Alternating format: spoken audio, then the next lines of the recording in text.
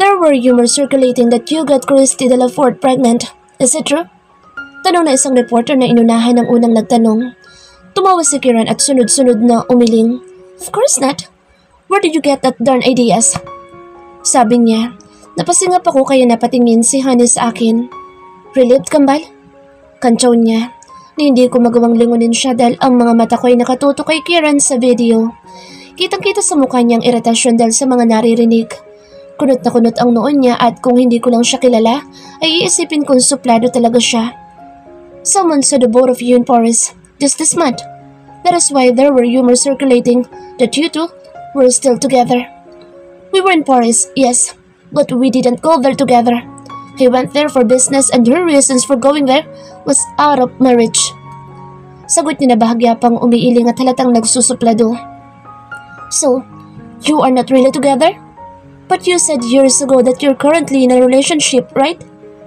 Tanong pa ulit ng pinakaunang reporter. I am, and I am still dating her now. And it's about time you all stop linking me to Christy de la Fort. I never dated her.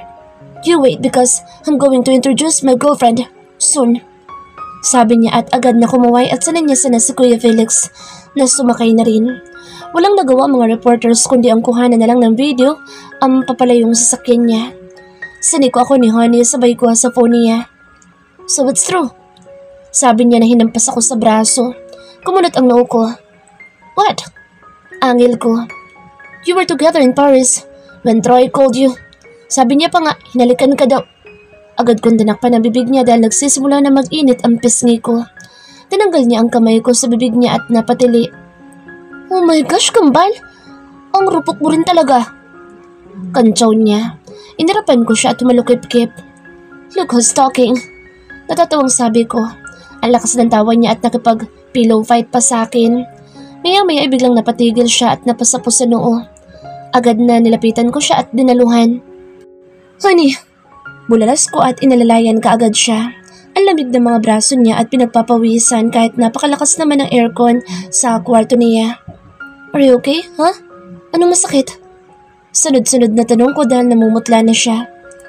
I'm okay, Kambal. Baka kinulang lang ako sa tulog. I'll just rest. Pahinga lang to. Sabi niya at sumandal sa headboard ng kama. Tinatigan ko siyang halos mawala na ng kulay ang muka. Hindi ko alam pero isang bagay lang naisip ko pagkakita sa ayos niya. Are you pregnant, honey? Biglang naitanong ko. She reminded me so much of myself when I didn't know yet that I am pregnant. Ganito ang nangyari sa akin noong gabing iyon. Ilang sandaling hindi siya nakapagsalita at maya-maya ay napasapos sa bibig. Napasingap ako at namilog ang mga mata. Are you? Tanong ko. Kinagat niya ang ibabang labi bago sumagot. I think so. Halos pabulong lang, nasagot niya. Congratulations! Bata ni Mr. Park matapos akong ipakilala ni Daddy sa kanya. Siya ang pinakahuling member ng board na ipinakilala sa akin ngayong araw. He wasn't here earlier dahil may dinaluhan daw itong opening ng bagong branch. As far as I remember, cars ang line ng business dito at ang asawa naman na Pinay ay sa cosmetics. Dad informed me that YS is already expanding its products. Kung dati ay puro motor lang, ngayon ay magkakaroon na rin ng cars na siyang pinagkakaabalahan daw ni Kiran kaya wala siya ngayon dito. He's currently in Japan for another business deal at sa makalawa pa raw ang balik, according to my dad. Do you like your new office, Hannah? Tanong ni Daddy nang sumama siya sa akin pabalik sa opisina ko matapos akong may pakilala kay Mr. Park. Tumawa ako at ngumiti. It's actually too big for me, Dad. Sincere na komento ko at sunuli pa na isang private room sa gilid na mukhang sinadya para pagpahingahan. That room isn't necessary though. Wala naman po akong balak na matulog dito. Nakangising sabi ko. Ngumiti siya at umiling bago iginala ang tingin sa paligid. That's not the only purpose of that room, Hannah. You will thank me later on if you'd put that in good use. Sagot niya na nakatalikod sa akin kaya hindi ko nakita kung seryoso ba siya sa sinasabi. Magkaganoon man ay uminit pa rin ang pisngi ko. He cleared his throat nang hindi nakasagot at saka hinarap ulit ako. You should trust your man a little more, Hana. Don't make reckless decisions again in the future. Ikaw din tuloy ang nahirapan. Seryosong sabi niya. Napayuko ako dahil alam ko naman kung anong tinutukoy niya. I bit my lower lip before answering him. Don't worry, Dad. Wala naman po akong balak na ulitin o dagdagan pa ang pagkakamali kong iyon. Sagot ko. Humarap siya sa akin at tinitigan ako. Hindi ko kinaya ang titig niya kaya ako ang una nagbaba ng tingin. I heard him sigh. To be honest, I'm quite guilty about hiding something to your mom. Are you sure you don't want Karen to know about your son, Hana? Seryosong tanong niya. Napalunok ako at umiling. Sa totoo lang ay sobrang nagigilty na rin ako dahil kay mommy. Ayoko maglihim sa kanya pero kailangan.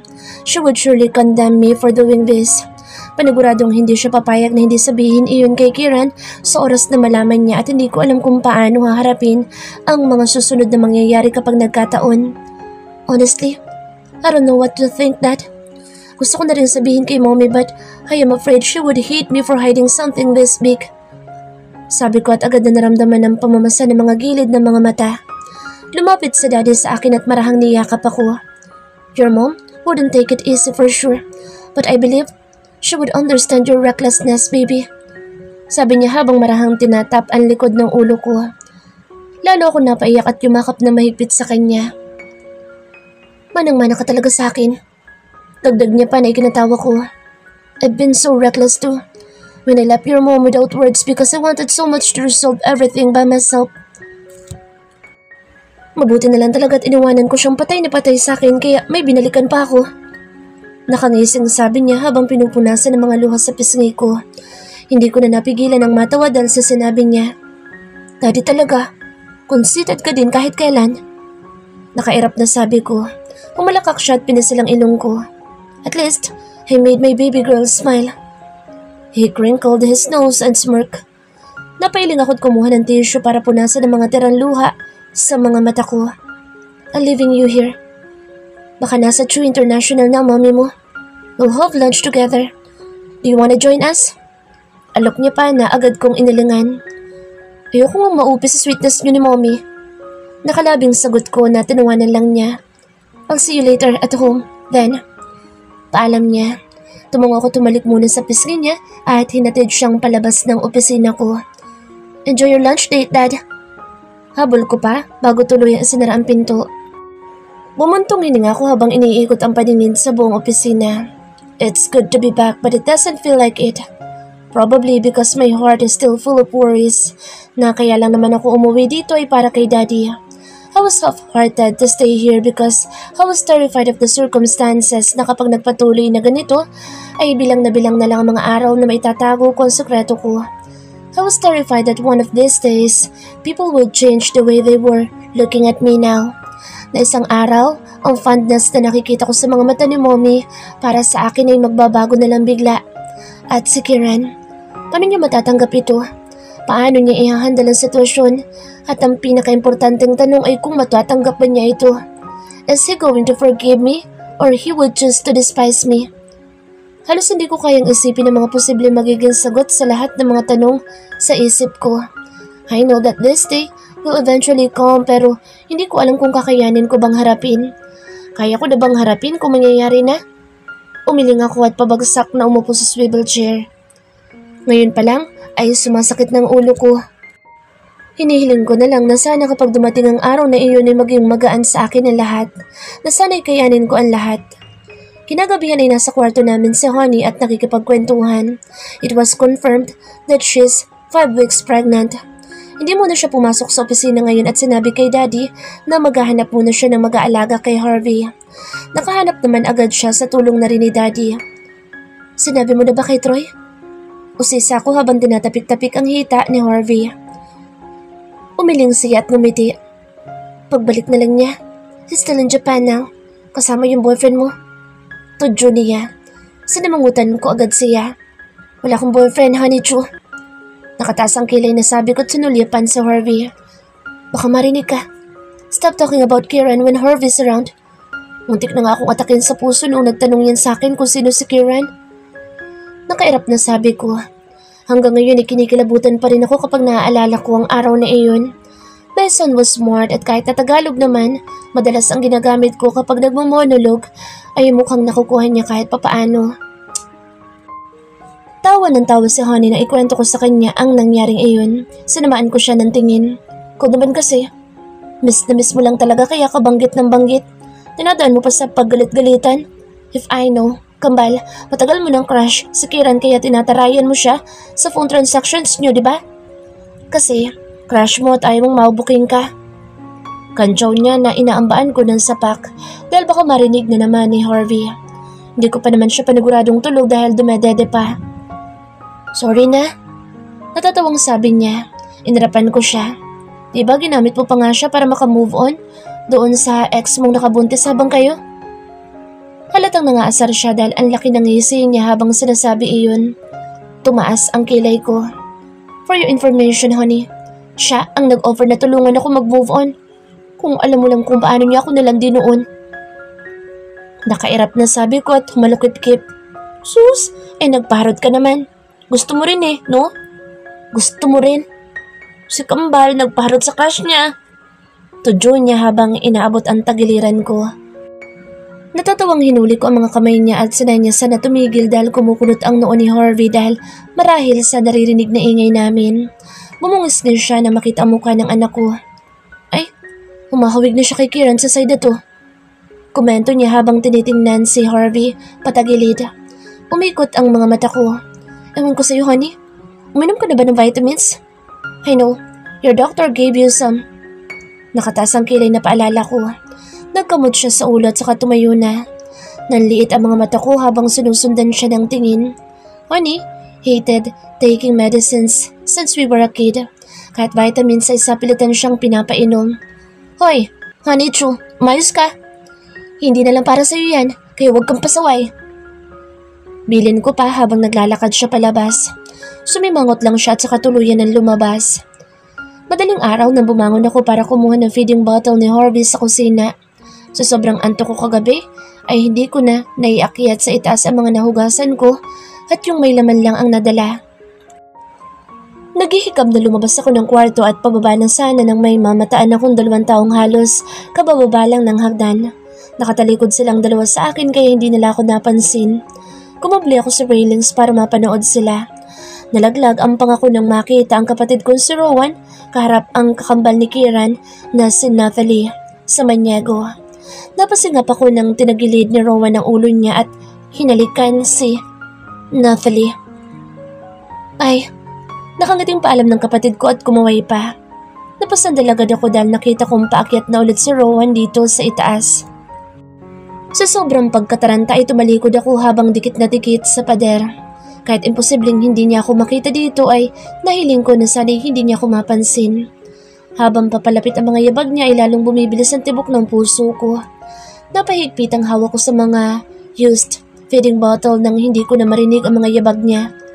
Stop hiding there, sabi niya kaya muntik na ako mapasigaw sa gulat. Agad na napaharap ako sa kanya at inayos ang tayo. I'm not hiding. Palusot ko at saka tumikim. Tumaas ang kilay niya habang tinitingnan ako. I'm dating Nathalie sa Maniego. Matapang na sabi niya. Halos mapanganga ako dahil sa pagiging straightforward niya. For real? Bulalas ko. Hindi makapaniwala dahil sa layo ng mga edad nila. Tumaas ang kilay niya at humalukip-kip. Why? Do you date only for fun? Ganting tanong niya. Hindi ako nakasagot. But mas matanda ko sa iyo ha? Tumagal ang seryosong titig niya sa akin bago nagsalita ulit. I'm serious about her, ate. I hope there will be no complications in the future. Makahulog ang sabi niya at naglakad na papasok sa kwarto niya. Hindi makapaniwalang sinundan ko siya ng tingin at bubulong-bulong na bumaba. I hope there will be no complications in the future. Panggagaya ko pa sa huling sinabi niya. Future na agad? Hindi pa nga nakakagraduate? Pairap na bulong ko at saka tumuloy na sa kusina. Matapos dumada ni Harvey ay niyaya ko na siya sa kwarto ni Honey. She was still in bed when we entered her room. She's still sleeping? Tanong ni Harvey na hininaan pa ang boses. Nangingiti akong tiningnan siyang nakatingin kay Honey. Should we wake her up? Tanong ko. Umiling kaagad siya. Maybe she's tired and needs to sleep more. Let's go outside, mommy. Yayanan niya at tinawakan pa ang mukha ko. Nanggigigil na hinalikan ko siya sa lips bago lumabas sa kwarto ng kakambal ko. She's pregnant, so she needs a lot of rest. I wonder how would she come to work if she couldn't wake up early. Pagbaba namin ay nandoon na ang kinuha mag-aalaga kay Harvey. Oh, there she is. Rinig ko sabi ni Daddy nang makita kaming pababa ni Harvey sa hagdan. Hannah, this is Kira. She was recommended by Ate Mimi. Nakilala ni Daddy doon sa magiging yaya ni Harvey. Kira, she's my daughter and this is my grandson Harvey. Harvey, say hi to your ate. Utos ni Daddy sabay hawak sa maliit na kamay ng anak ko. Tumingin muna siya sa akin at tinungaan ko lang siya. She's like Freya. I hope you treat her nice too. Sabi ko. Tumango naman siya at hinarap si Kira. Good morning, Kira. Sabi niya na nilungon ko ulit. Call her Ate Kira, Harvey. She's older, right? Sabi ko pero kumunot lang ang noo niya. Hinarap ko si Kira at alanganing initian. Pasensya na, hindi kasi siya dito sa Pilipinas lumaki. Hindi siya sanay na hindi first name basis lang. Paliwanag ko. Agad na tumango naman si Kira at hinarap ang anak ko. It's okay, Harvey. You can call me Kira. Nakangiting sabi niya. I can't help but notice how pretty she was. Lalo na nang umiti at lumabas ang 2 dimples sa pisngi. You look young. How old are you? Usisa ako. 20 po. Sagot niya. Tumangutango ako. Kaedad ka ni Rowan. Yung sumunod sa amin ng kakambal ko. Sabi ko. Tumango lang siya at ngumiti. Good morning. Napatingala kami kay Damo na gulo-gulo pa ang buhok habang pababa sa hagdan.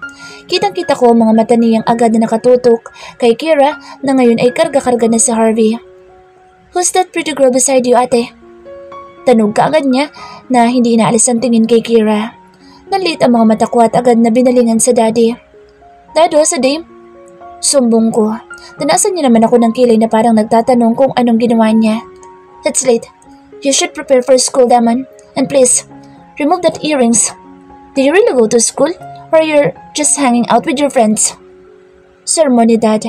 Agad na sumimangot siya at nagkamot sa ulo habang bumabalik paakyat sa itaas. Kinandatan ko si Kira na nanonood pala sa amin. Babaero yun. Don't be one of his victims. Bulong ko sa kanya. Tumawa naman siya at bumulong din. May boyfriend na po ako. Ngiti niya. Tumangutango ako. Okay, ingat ka. Baka agawin ka dun sa boyfriend mo. Biro ko kaya nagtawanan kami. Natigil kami na biglang may bumusina sa gate at nang buksan iyon ng guard ay inatake kaagad ako ng kaba nang makilala ang pamilyar na sasakyan na iyon. Good morning, Sir Kiran. Bati kaagad ng guard na mukhang matagal na ang mga itong magkakilala. Agad na napatingin ako kay Daddy. Your mom probably asked him to come. Paliwanag kaagad niya at agad namang sumalubong kay Kiran.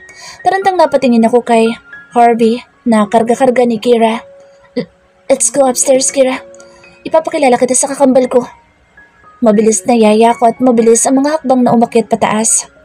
My heart was pounding like crazy as I took bigger steps up. Anong ginagawa niya dito? Akala ko ba ay sa makalawa pang uwi? Bakit nandito na kaagad? Inis na napairap ako sa hangin at halos hilahin ang braso ni Kira para lang agad na makapasok na sa kwarto. Unti-unting nawala ang kaba na biglaan kong naramdaman kanina matapos katukin ako sa kwarto ni Daddy at ipaalam na umuwi din kaagad si Kiran at may iniabot lang ng mga pasalubong. Kanina ay halos kalad ka rin ko na si Kira sa pag-akyat sa taas para maitago si Harvey. Alam kong wala naman akong dapat na ikabahala na mamumukhaan niyang anak ko dahil halos lahat ng facial features niya ay sa akin nakuha. Madalas pa ngang mapagkamalan siyang babae kaya palaging clean cut ang gupit. That guy is spoiling all the people here, huh? Komento ni Honey habang kumakain kami na umagahan at habang abala sa Lamomi sa pagtingin sa mga pasalubong ni Kiran. Fishy. Dagdag pa niya matapos akong tingnan ng makahulugan. Pinandilatan ko agad siya. Whoa, this item was limited. I wonder how much bucks did Kuya Kiran spend just to buy this one? Mangang bulalas ni Dame nang iabot sa kanya ni Mommy ang isang hindi naman kalakihang action figure ng character sa isang sikat na online games. He probably bought that because you kept on bugging him. Buska agad ni Honey. Tinignan lang siya ni Dame at nag-make face. You should stop bugging him often, Dame. Busy yung tao sa bagong project na ginagawa. Don't always ask him to play with you. Sita ni Daddy sa kanya. Okay.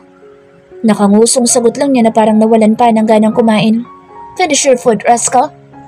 Utos ko na makitang mukhang wala na naman siyang balak ubusin ang pagkain. Tinignan niya muna ako at nakasimangot na pinulot ulit ang kutsara tinidor. Happy with your matcha green tea, Mom? Kantsaw ni Honey nang makitang enjoy na enjoy si Mommy sa pag-amoy sa tiyaan niya. Kieran knows that I love green teas. Nangingiting sagot lang ni Mommy. Umungol si Honey kaya napatingin ako sa kanya. What a perfect son-in-law figure, di ba, Mommy? Nakangising tanong niya at saka tumingin ng nakakaloko sa akin. Kung malapit lang siya sa akin ay nahila ko ng buhok niya. Mom bit her lower lip and cleared her throat. Anyway, you don't have a boyfriend, right?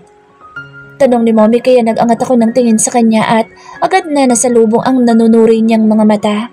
Tumingin pa ako sa parehong gilid ko para makasigurado na ako ang kausap niya. I'm talking to you, Hannah. Dagdag niya kaya muntik na ako masamid. Narinig ko ang tawa ni Honey sa gilid. Mom! Reklamo ko habang kinakalma ang sarili. What the hell? Why? Eksahirada niyang tanong. Masama ba magtanong kung single ka?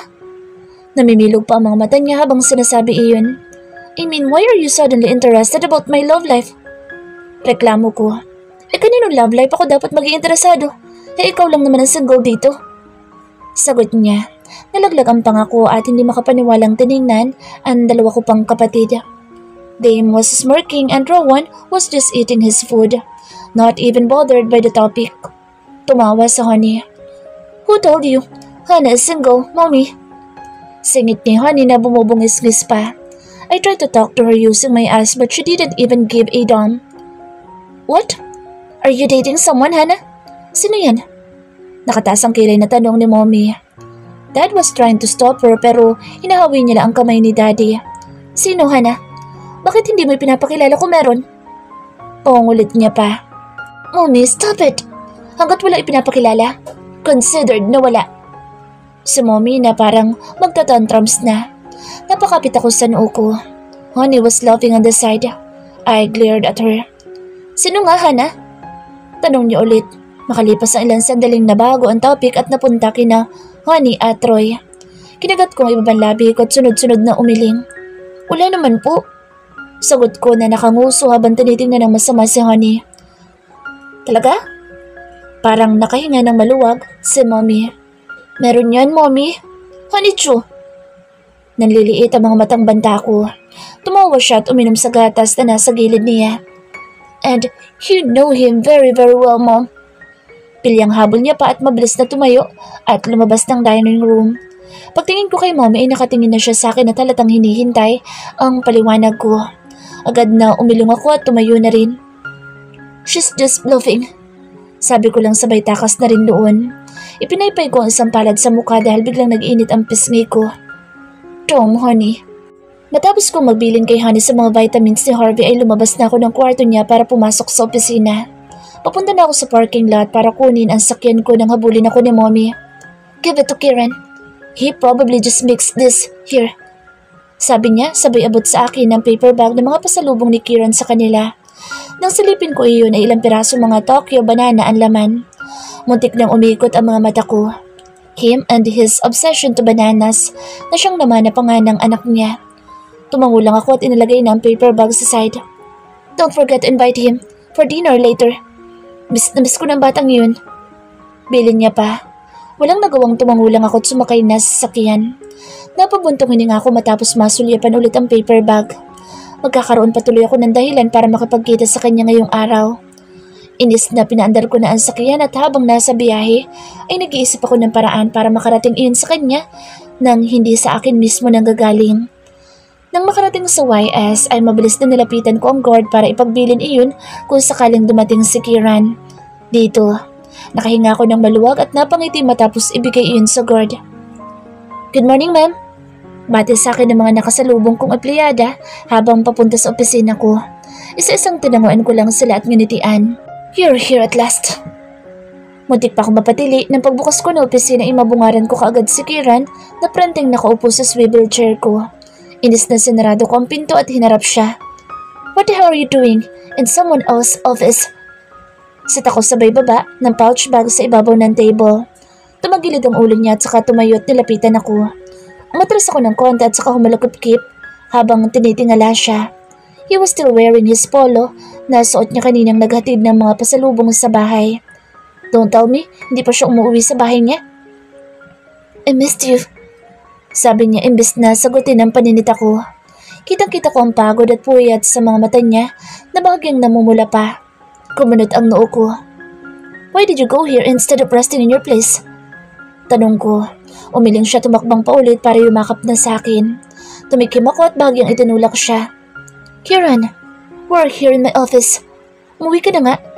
I think you badly need a rest. Sabi ko habang pilit siyang itinutulak palayo sa katawan ko, kahit na alam kong mas malakas siya sa akin. Lalo niyang ipinulupot ang mga braso sa bewang ko at isiniksik ang mukha sa leeg ko. Napapikit ako nang tumama ang mainit niyang hininga doon. That's why I'm here. Sagot niya na halatang antok na ang boses. His voice was actually strained. You're my rest, Hannah. Bulong niya at ilang saglit lang ay parang nakakaidlip na siya sa yakap ko. Kieran, you can't stay here like this. May tatapusin pa ako mga trabaho. Just go home for now. Utos ko. Umungol siya at umayos ng tayo. Mabagal ng pagbukas ng mata niya na halatang pilit na lang na nilalabanan ng antok. Bumuntong hininga ako at sinulya pa ng private room sa loob ng opisina ko. Kinagat ko ang ibabang labi bago siya niyaya papunta doon. Just take a nap here. Mamaya ka na umuwi kapag kaya mo nang magmaneho. Sabi ko at iginiya na siya papasok doon. Nakita kong sinulyapan lang niya ang kwarto at nagpatianod na rin papunta doon. Nang nasa tapat na kami ng kama, ay binitawan ko na siya. Sleep. Utos ko. Tumango siya at hinatak pa ako para makahalik. Napalunok ako ng mabitin sa magaan na halik na iyon. Gusto ko nang batukan ang sarili ko. Gumalaw siya at halos nakapikit na ang mga mata na nagubad ng polo. Muntik na ako mapasinghap nang muling bumalandra sa harapan ko ang katawan niya. Ibinaba niya ang polo sa side table at saka padapang nahiga na doon. Saglit na natulala pa ako sa malapad na likod niya bago kumilos at binuksan ng aircon. Dahan-dahang isinara ko ang pinto nang makalabas doon. Nang mag-lunch ay hindi ko na inabalang gisingin si Kieran at hinayaan na lang siyang tuloy-tuloy na makapagpahinga. 4:00 ng hapon at halos patapos na ako sa ginagawa nang dumating si Troy at hinanap si Kieran. He's sleeping there. Turo ko sa pinto ng private room sa opisina ko. Ngumisi siya at tumango-tango. He left right after his last meeting. I was rosy and couldn't sleep at plane, that's why I took the earliest flight. Hindi siguro nakatulog na maayos sa plane, kaya pagod na pagod yan. Sabi niya. Tumango lang ako dahil sa kawalan ng masabi. Bakit kasi hindi pa siya sumabay na lang kay Troy? Napagod tuloy siya ng sobra. About your twin? Sabi niya makalipas ang ilang sandali. Ha? Bakit? Anong meron kay Honey? Tanong ko pabalik. Nagkamot siya sa batok na parang nahihiya. She's been acting strange on the phone.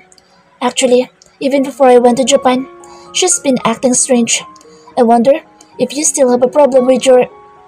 Sinadya niyang hindi ituloy at napasulyap sa gawin ng pinto ko saan natutulog si Kieran. Agad na umiling ako. Wala naman. Okay naman na kami. Don't worry, Troy. Normal lang yun sa naglilihi. Please, be patient with her a little more. Wala sa loob na sabi ko at kinumpas pa ang palad habang nakangisi. Hindi siya nagsalita at tulalang nakatingin lang sa akin.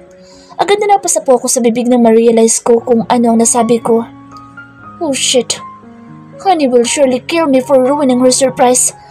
Oh, what did you say, Hannah? Did I hear you right? Is your sister Mabilis na tinakpan ko ang bibig niya. Ano? Kasi... Troy, what are you two doing? Halos sabay pa kaming napatingin ni Troy sa gilid ng lumabas doon si Kieran na wala pang itaas at medyo gulo-gulo pa ang buhok. Malalaki ang mga hakbang na lumapit siya sa amin at kunot noon niyang tinanggal ang palad ko sa bibig ni Troy. Kieran, agad na hinawi niya ako sa likod niya at hinarap ang pinsan na hanggang ngayon ay tulala pa rin dahil sa aksidenteng nasabi ko. Kinagat ko ay babang labi at akman lalapit sana ulit sa kanya para magpaliwanag pero hinarangan kaagad ako ni Kieran. What is this, Troy? What are you doing here in my girlfriend's office? Nalaki ang mga mata ko nang halos ipagdiinan pa niya ang salitang girlfriend. Troy, why do you always want to talk to him? Singit na naman ni Kieran sabay baling sa akin. Inis na tinignan ko siya at hinawi ang braso. Troy, please pretend that you didn't hear it, okay? Honey will definitely kill me. Save me this once, please. Please? Sabi ko tinawakan pa siya sa braso. Agad na binawi ni Kieran ang kamay ko mula sa pagkakahawak kay Troy at halos manlaki ang mga mata ko nang silin niya ako ng halik sa harapan ng pinsan niya.